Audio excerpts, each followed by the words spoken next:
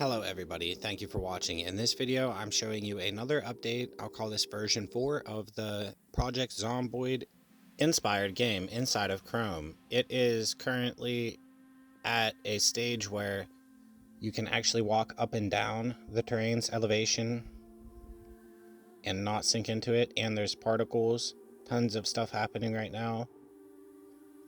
First person mode has been developed further. Here's a lore dump. Earlier on, my first-person shooting game was fully procedural, all written with code, and those guns are all made with code. I spent a lot of time trying to figure that out last year. Currently, this map has no goal except survive.